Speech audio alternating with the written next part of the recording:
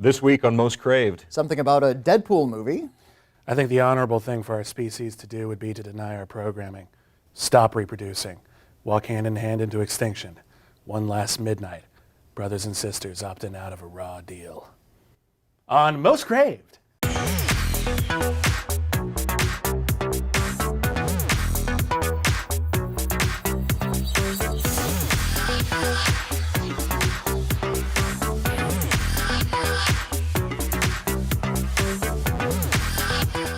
Hey, and welcome back to Most Craved. I'm Silas Lesnick with ComingSoon.net.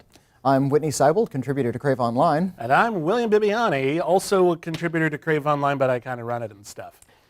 The film stuff. I run that stuff. So let's talk about film stuff. Yes! There's a Deadpool movie in the pipeline now, evidently. Finally, after many a year of waffling. There has been for years and years. There was test footage finally released that seems to have encouraged the studio to say, let's make it. Yeah, they released. I'm wondering if this might have been leaked just by someone, just like, once the internet sees it, and they're going to go absolutely insane for this really great looking test footage. Actually. It looks really fun. Maybe that happened. I don't care if it did. Like, I'm just happy it's out there. And I think people are eager to see Deadpool because the character showed up in X-Men 4, the Wolverine movie. Oh yes, and everyone loves that movie. And everybody hated that movie, and everybody hated the treatment of the character in that movie, and I think they're eager for redemption. Well, I think we liked the treatment of the character at the beginning of the movie, back when Ryan Reynolds was actually playing him. He shows up at the end of the movie. It's a different actor. Played by Scott Adkins, and they had sewn up his mouth, because that's what we love most about Deadpool is when he doesn't talk. This is a script by Rhett Reese and Paul Wernick that's been around for quite a while. This was like a pre-Blade script, I believe. This is like late 90s. It's awesome. It's really, well, no, there's elements from the Wolverine. They comment on it. They make fun of the fact that Ryan Reynolds played him. It's a super meta, really weird Deadpool movie. Right. Okay. Well, and also the Wolverine, X-Men Origins Wolverine might be retconned out of continuity after Days of Future Past anyway. They can just pretend that whole movie didn't happen, and they should. Well, honestly, Deadpool as a sort of meta character, continuity doesn't matter so much in a Deadpool movie. In the comics, doesn't he comment on the fact that he's the star of a comic book? Yeah, absolutely. So in the movie, and is this going to be a good or a bad thing? Is he going to turn to the camera and absolutely address the audience? Yeah, that's what he does in the test footage. Yeah, he's the Ferris Bueller of superheroes. The interesting thing. I'm eager to see that in the late '90s as today. So let's see it finally. Yeah. Well, one of the things about Deadpool is he was created in the late '90s by Rob Liefeld, and he has a lot of traits of what he has now. Rob Liefeld and Fabian Nicieza. But it was Joe Kelly that sort of like revitalized the character and gave him the much more silly tone. Yeah. But functionally, he's always been a villain. He's never been a hero. I mean, he's an anti-hero at best. Even when Joe Kelly was writing the comic, it was like Deadpool would kind of save the day, but he had also kidnapped an old woman and tortured her when he was bored. No, there's another argument. The kind of hero you love. For kids. Lovable and cuddly. Speaking of for kids, there's an argument going on as to whether or not this movie should be rated R. Yes, it should. I think rated R. I think it should. I think that would be the sort of thing that might help open up the superhero genre, but it is hard to deny that PG-13 movies make more money. The superhero movie rated R that made the most money was actually Wanted, which is barely a superhero movie. That cracked like $300 million worldwide, but that's low for a big superhero movie. That's low for an X-Men Can you imagine if like the last Captain America film had been rated R? Yeah, the last Captain America film was amazing. Like I wouldn't want to change a thing. If it were more violent and kids couldn't see it, it wouldn't have made as much money. Well, my thing with Deadpool is, yes, there was a Deadpool Max for like 12 issues, but primarily the comics are PG-13 rating.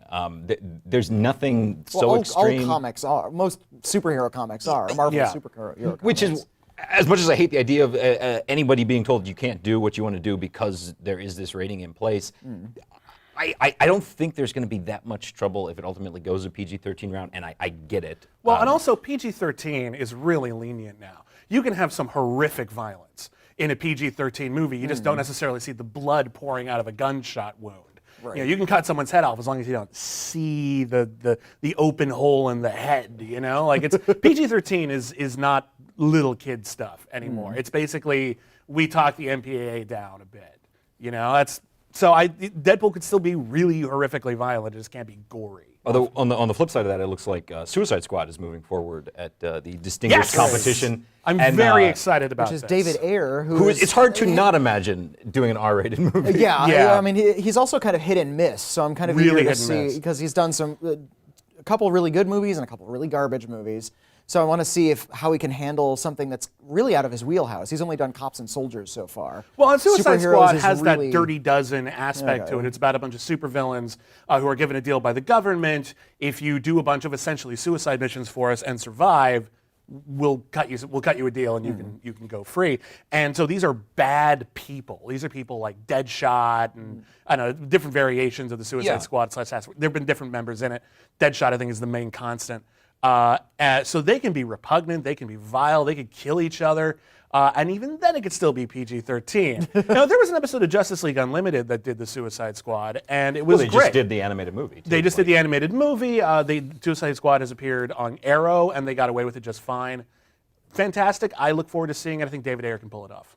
Then, meanwhile, in the world of television, we just learned 2 lead cast members for True Detective. Yes, after months of teasing us that the new season of True Detective was going to have female or female leads, like 1 or 2 of them, they cast Colin Farrell and Vince Vaughn. Well, we're not two of the entirely sure the girliest casting women, is yeah. done, and the early reports did say there were 4 lead characters this time around. So we may be... That's true. I'm more illustrating what people thought it was going to be like than what it actually was, because those reports were early. They might have been misconstrued. There might just be some female main characters. But after we got built up, it seems like a bit of a disappointment. Is this new season going to be in direct continuity with the last one, or are they rebooting everything entirely? We don't really know for sure. We know Yeah. it's set in Los Angeles. There was a long-standing rumor that it was something to do with secret underground tunnels established for a transit system that never happened. No, you Yeah. had me at secret underground tunnels. Well, I mean, in the first season of True Detective, they established a lot of sort of mythology about a cult that they explored but didn't really resolve. It could be about that same cult somewhere else. I don't even know. I am curious to see... Colin Farrell, I know, can act. He doesn't get to very often, but when you give him a meaty role like in Tigerland or In Bruges, he's fantastic. Vince Vaughn hasn't had an opportunity to act since like Clay Pigeons. I like Vince Vaughn. I like I'm him a big- too. I wanna I'm a see big him act defender again. of the dilemma. Okay, you can do that. That's fine. I'm just so saying I want you're to the see one. him. I want to see him act again, and this could be a good opportunity because he's fantastic in Clay Pigeon. He's creepy as hell in that movie. Also, one of the best soundtracks. Oh yes. It was the 90s. It was a different time. Barney, stop poking that dead body with a stick. So check out Clay Pigeons, and we'll see you next week. And all on the Most other Great. latest news.